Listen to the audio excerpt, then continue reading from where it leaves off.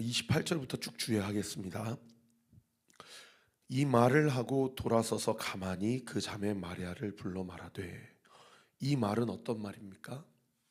어제 보면 마지막 절에 마르다가 예수님께 하신 말이죠. 주여 그러하외다. 주는 그리스도시요 세상에 오신 하나님의 아들이신 줄 내가 믿나이다. 그러니까 마르다의 믿음은 예수님이 메시아임을 인정하는 믿음은 맞아요.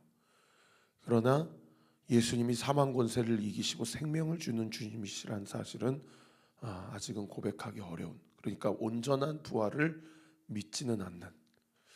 여러분, 그 당시에 바리새인들도 부활 신앙이 있었거든요. 바리새인과 사두개인들을 나누는 가장 큰 구분점이 부활 신앙이 있느냐 없느냐입니다.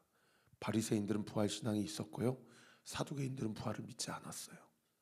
그러니까 마르다도 마리아도 그 당시 주류 세력이었던 바리새인들의 율법과 교훈의 교육을 받았는지는 모르겠지만 어떻든 부활 신앙은 있었어요. 그래서 어제 본문에 뭐라고 얘기합니까? 죽으면 하나님께서 마지막 때 우리 오빠를 다시 살리실 것을 믿습니다. 그러니까 지금 살리신다라는 믿음은 꿈에도 생각하지 못했고, 죽으면 마지막 때가 되면 이 세상을 심판하러 다시 오실 때 우리 오라버니가 다시 살아날 것입니다라는 고백을 했던 거예요. 그리고 마르다가 예수님께 주님은 메시아시고 하나님의 아들이십니다 라고 고백을 한 거죠.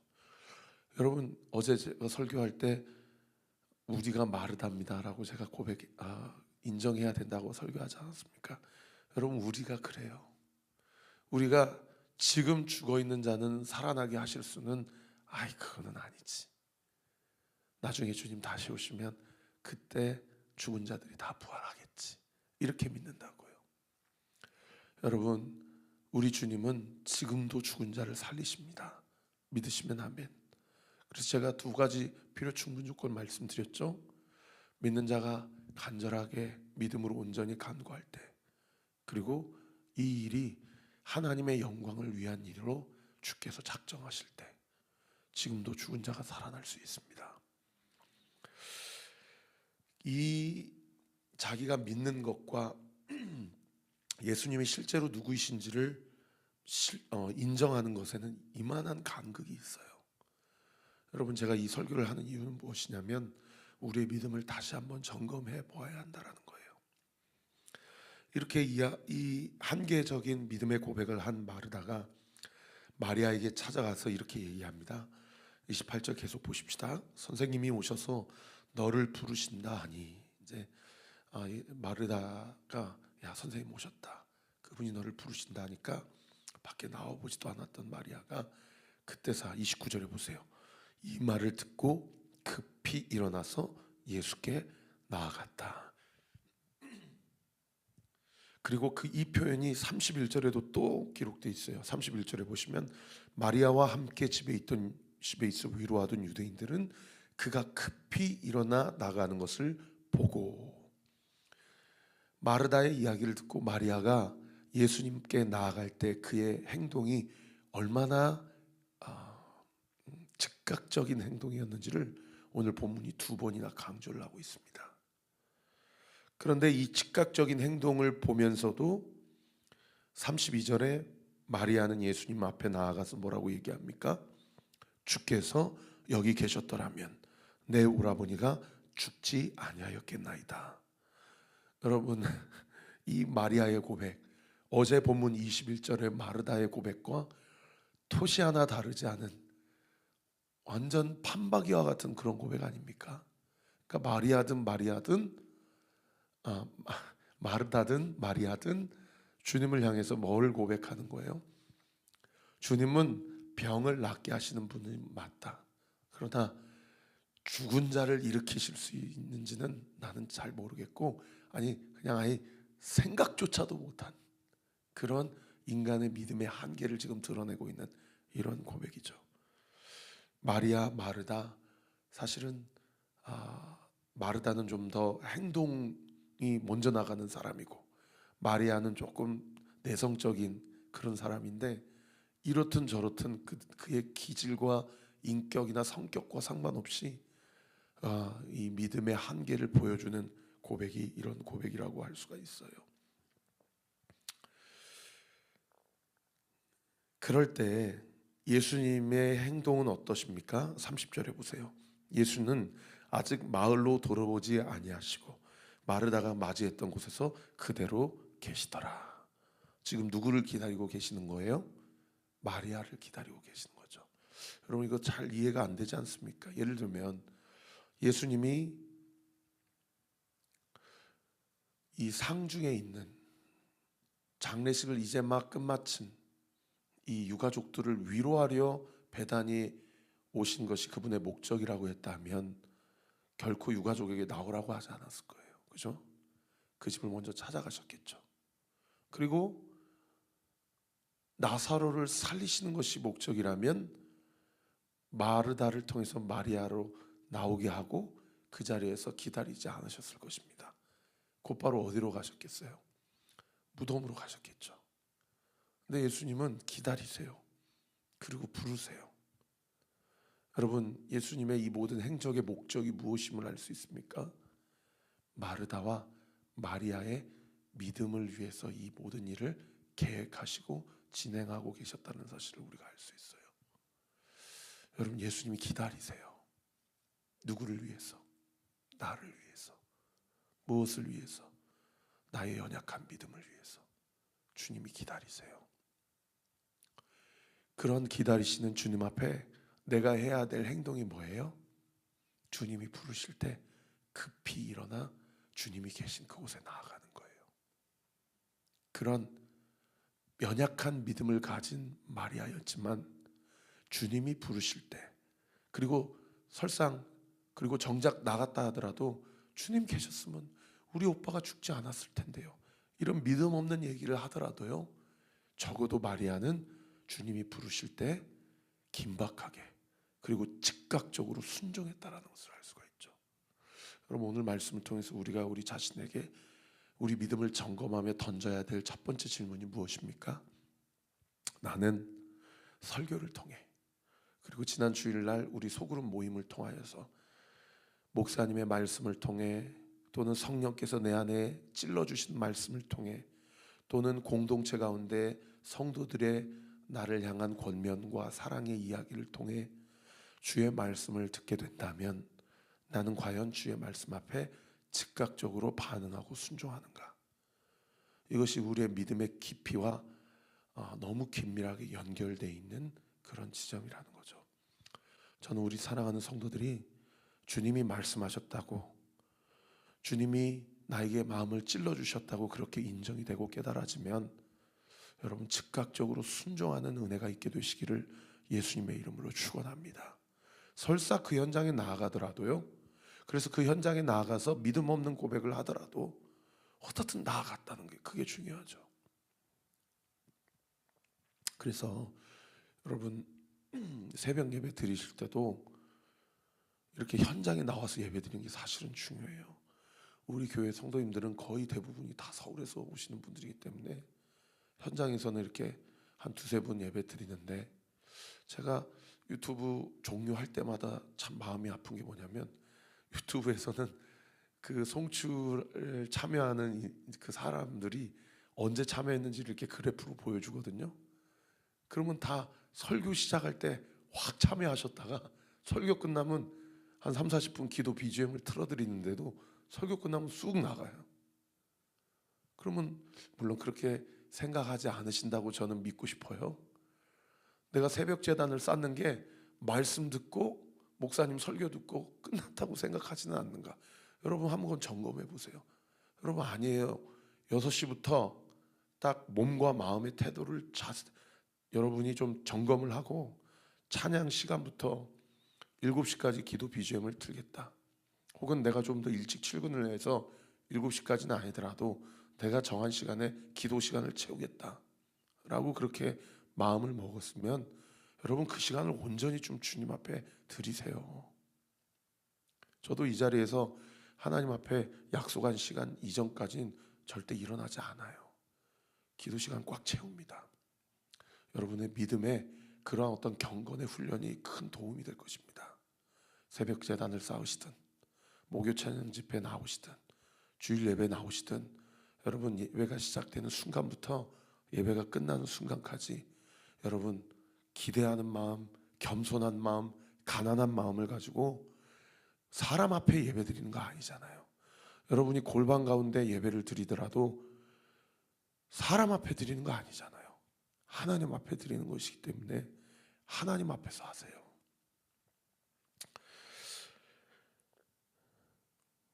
제가 32절까지 주의했죠.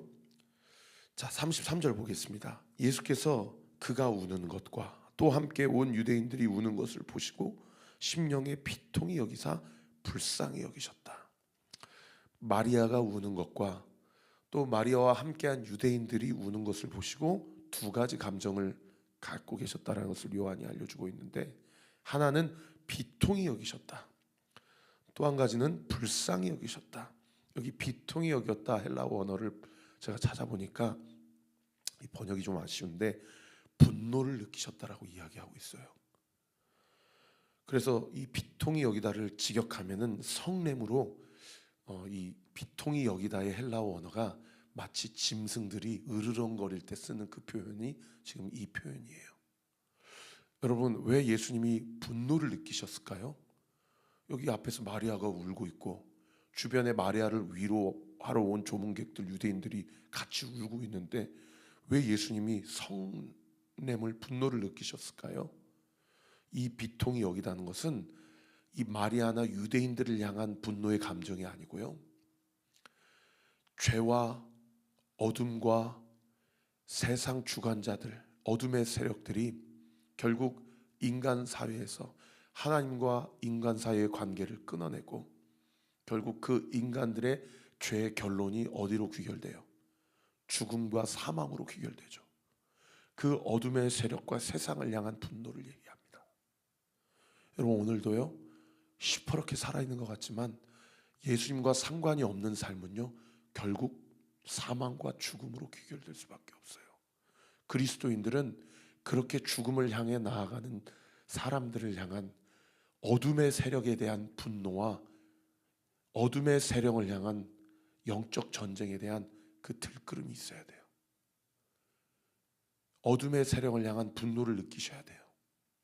그리고 내 안에 어둠의 세력 안에서 굴복하려고 하는 내 안의 연약함을 보고 하나님 앞에 매달려야 돼요. 그 분노를 이야기하는 것이고요. 두 번째는 불쌍히 여겼다는 얘기는 슬프게 얘기했다는 얘기죠. 무슨 얘기입니까? 그런 어둠의 세력에 질질 끌려가는 인간을 바라보고 긍휼히 여기시는 그리스도의 마음을 이야기합니다. 여러분, 우리 교회가 하나님이 기뻐하시는 교회가 되기 위해서는요, 어둠의 세력에 질질 끌려가고 있는 영혼들을 향한 긍휼한 마음이 있어야 돼요. 그러지 않으면 우리 교회도 변질됩니다. 그러지 않으면 우리도 복음의 힘을 잃게 돼요. 저는 우리 온누교회가 지난 2년 동안 개척되고 그 마음으로 하나님께서 우리를 인도하셨다고 믿어요. 그리고 주님 오시는 그날까지 끝까지 그 마음 변치 않고 그렇게 교회를 세워갈 때에 주께서 우리 교회를 기뻐하시고요. 할렐루야. 그리고 우리 교회를 세우신 그분의 뜻을 온전히 이뤄가는 교회가 되게 될 줄 믿습니다. 그리고 이렇게 얘기하셔요. 34절에 보세요. 그를 어디에 두었느냐 이르시되 주여 와서 보옵소서 하니 예수께서 눈물을 흘리시더라. 여러분, 성경에 예수님이 눈물을 흘리는 경우가 많지 않거든요. 겟세마네 동산에서 이 땀방울, 이 눈물이 피가 되도록 우시고요, 십자가상에서 우시고요, 그리고 이 모든 정황과 상황을 보시면서 예수님이 울으세요. 두 가지 눈물이죠. 이 세상과 어둠의 사령을 향한 분노의 눈물, 또 한 가지는 긍휼과 불쌍히 여기시는 마음을 그 온전히 느끼시고 흘리시는 눈물. 여러분, 우리가 기도할 때 이 두 가지 눈물이 있어야 돼요. 여러분, 기도할 때 자주 우시는 분들은 여러분의 눈물의 의미가 자기 연민의 눈물이 되지 않게 하세요. 내가 내 인생이 너무 비루해서 흘리는 눈물, 사실 그 눈물은 하나님 앞에서는 오히려 하나님의 마음을 아프시게 하는 눈물일 수 있어요. 여러분, 세상을 향한 분노, 거룩한 의분이죠. 그리고 나를 불쌍히 여기시는 하나님을 향한 감사히 여기는 눈물. 여러분, 그 눈물이 여러분의 기도의 눈물이 되게 하세요. 36절에 이에 그 유대인들이 예수님의 눈물을 보고 뭐라고 얘기합니까? 그를 얼마나 사랑하셨는가.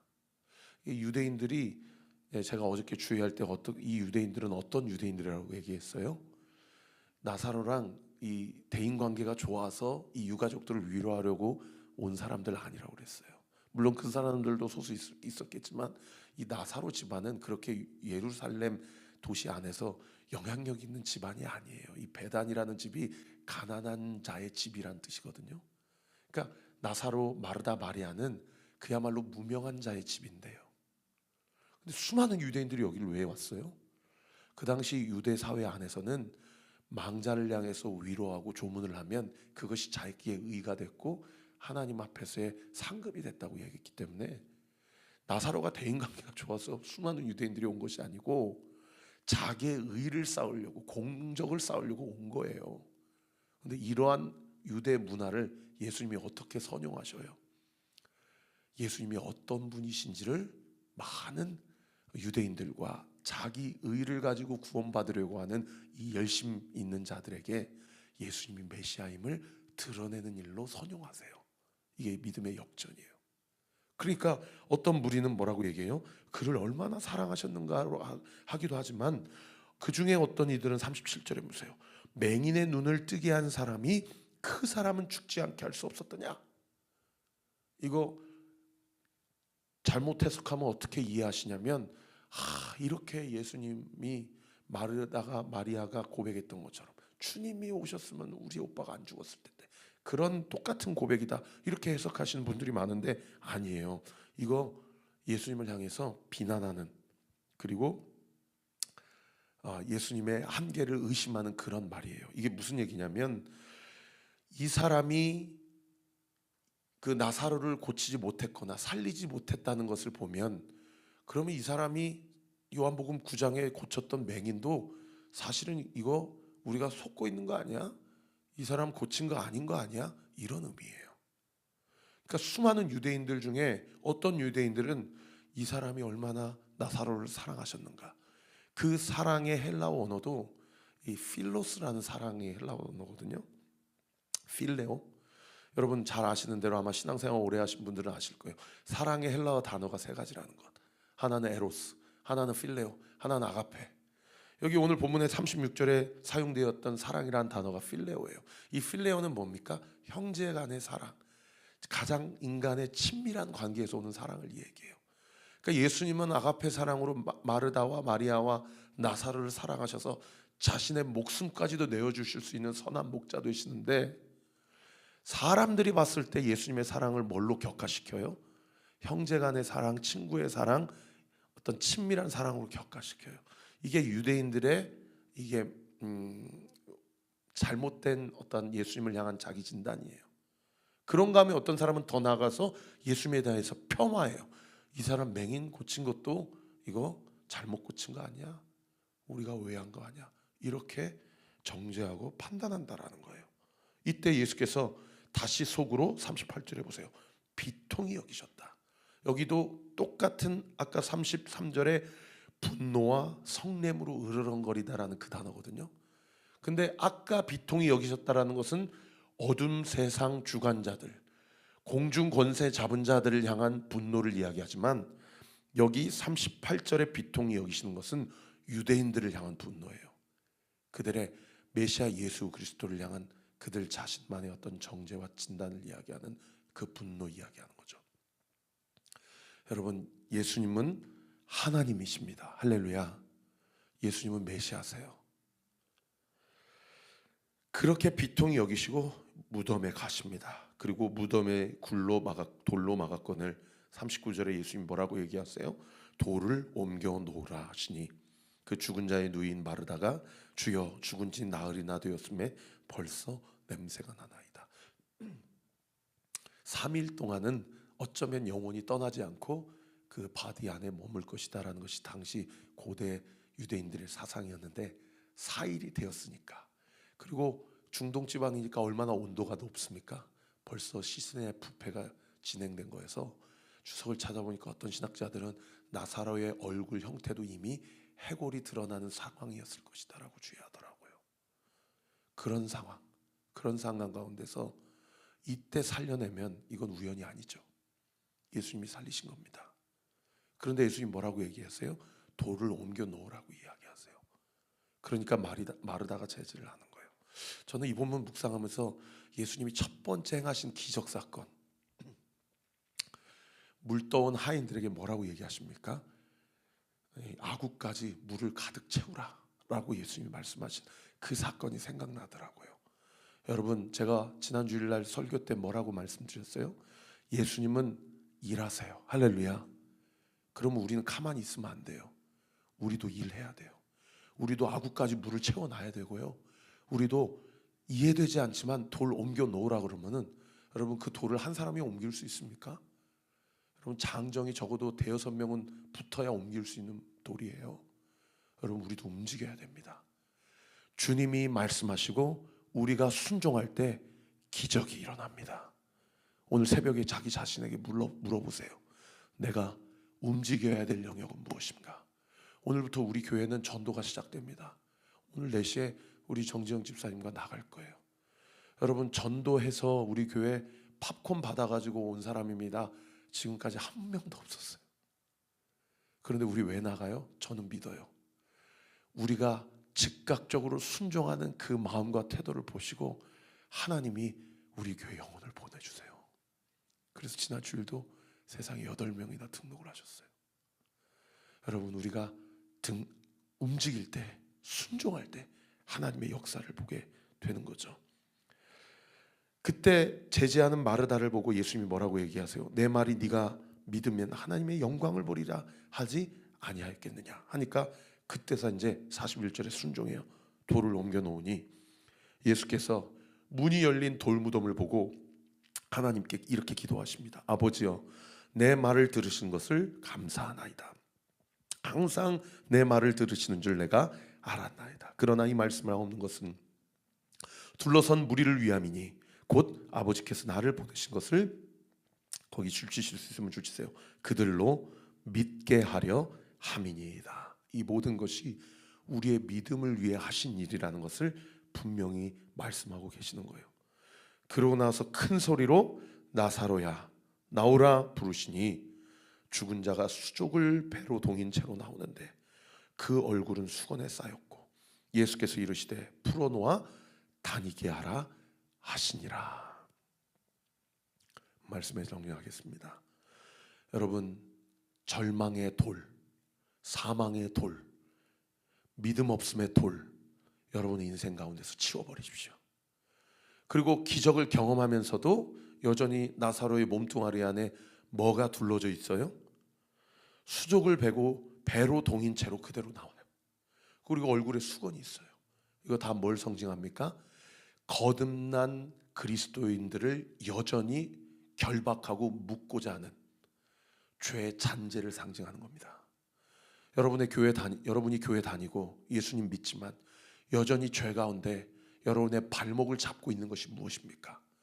여러분, 그 둘러매인 채로 주님 앞에 나오세요.